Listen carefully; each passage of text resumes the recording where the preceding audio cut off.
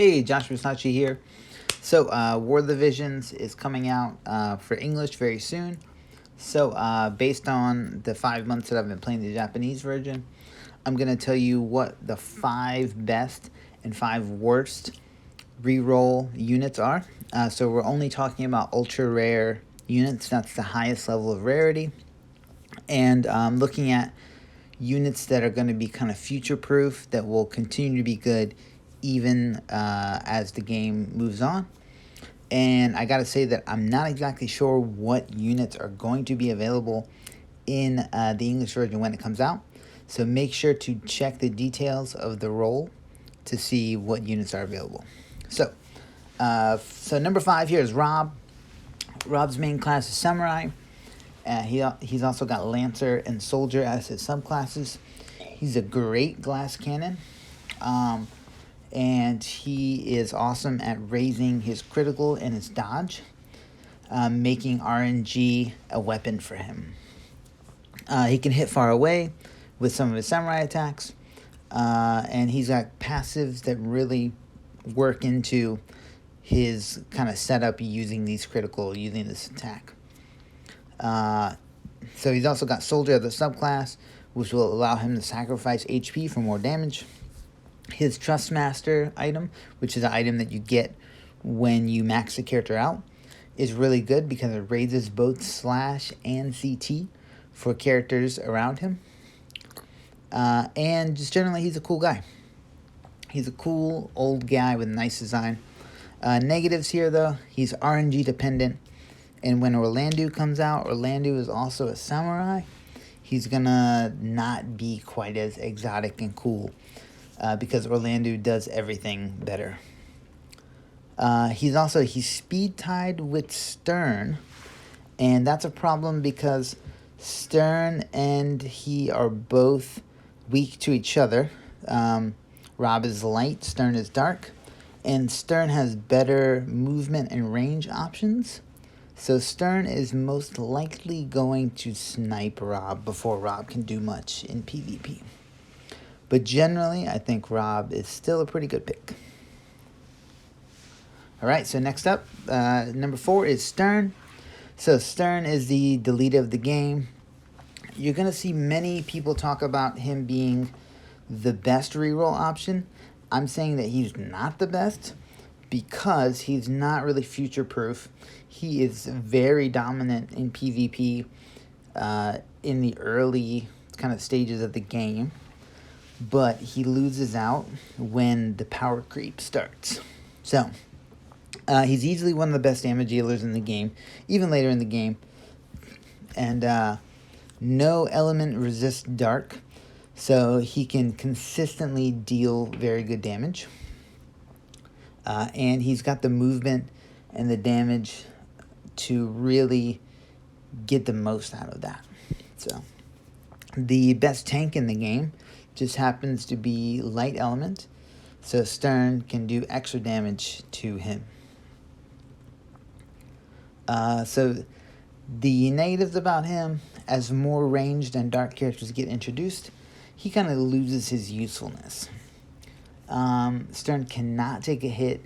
He often sacrifices his own HP to deal extra damage, and on top of that, his defense isn't great. He'll die pretty easily.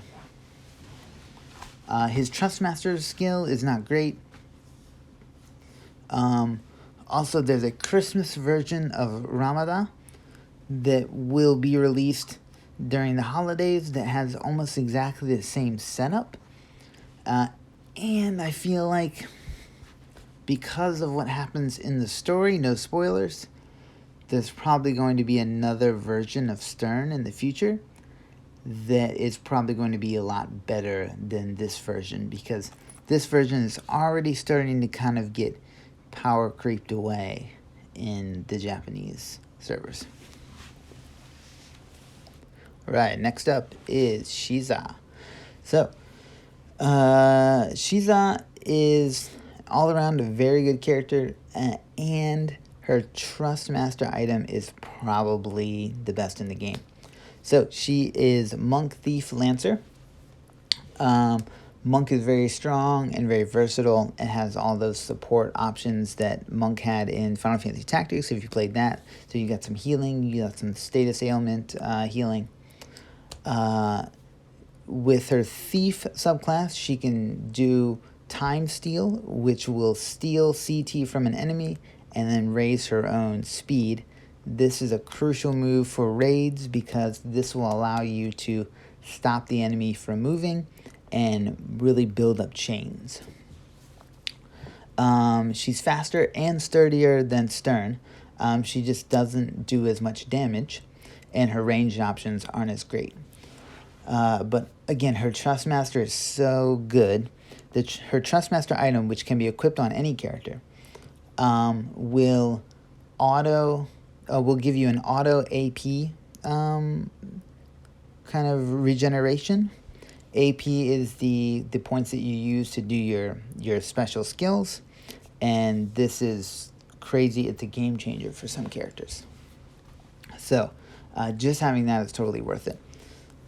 So negatives, all 3 jobs for her have 3 different attack types, and that's just not like ideal. It's hard to pick one boost sometimes. Normally you want to use blunt because that's her main damage type, but it can be a little bit difficult depending on what you're setting up. Okay, and for number 2, kind of tied for number 1 here is Engelbert. Engelbert is the best tank in the game. He is a cockroach. If you have him, you'll love him. If you don't have him, you will hate him. So he's amazing for both PvP and some PvE content. He has some surprisingly impressive ranged and debuff attacks. His jobs are Paladin, Knight, Monk. So Monk and Paladin both have some great support skills, so he can kind of support the rest of the party as he's tanking.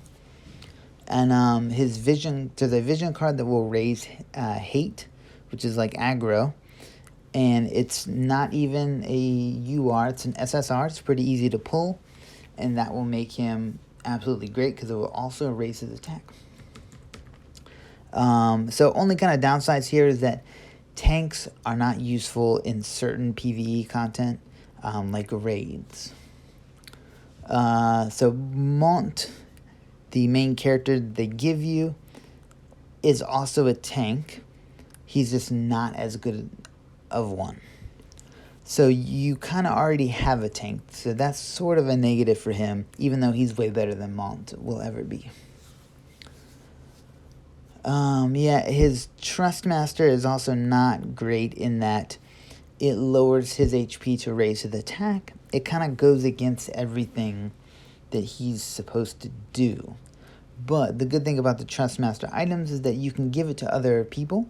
So if you gave that to Stern or Shiza, it could really boost their attack and really work well with their setup. It just doesn't work so well with his. Another kind of negative thing is that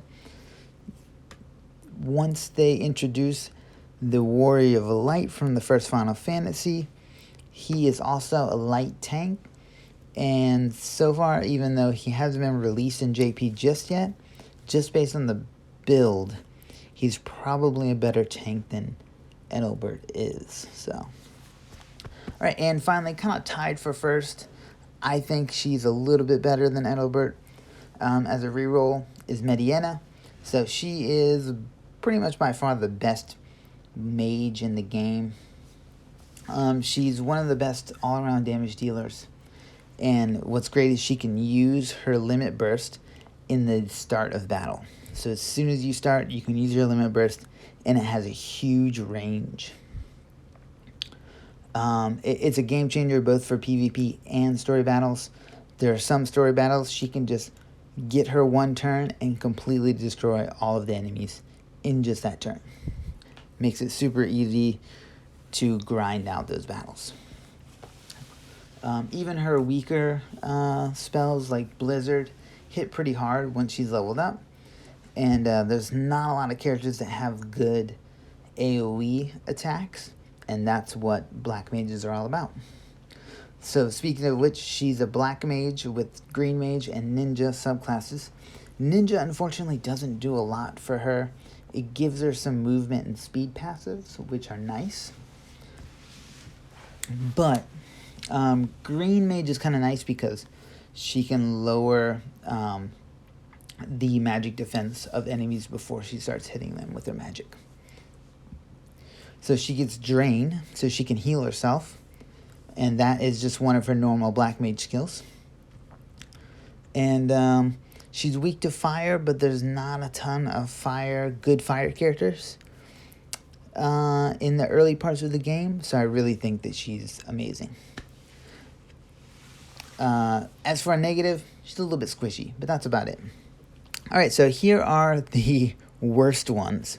So Ayaka, she's the best support character in the game, but you don't always need a support character. So I'm saying, maybe don't settle for her. Eld here is he's the best Lancer in the game, but again, Lancers are not very good. Later in the game, they're going to introduce some Dragoons and other better Lancers. Don't settle for him. Eileen is basically set up like Eld, but worse. She's slow. And really, she's Earth. You've already got Mont, and she's not that much better than Mont. It's a shame because her design is cute.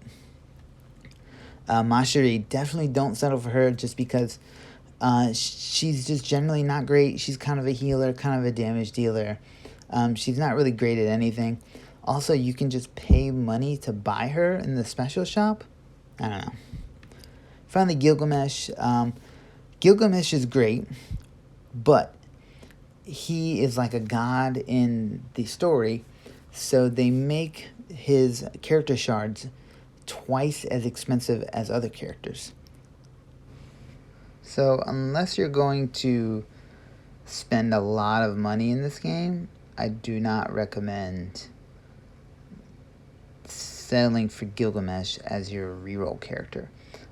You can max out 2 other ultra rare characters for the amount of shards that you'll use to max out Gilgamesh, and really you should be using those shards for new characters, I feel like. He's very good, but he's not game breaking in such a way that you could justify using all of those shards. Alright, so that's it for my 5 best and 5 worst reroll units. I wish you the best. If this video was really helpful, please let me know, and I will continue to make more War of the Visions videos. Thank you.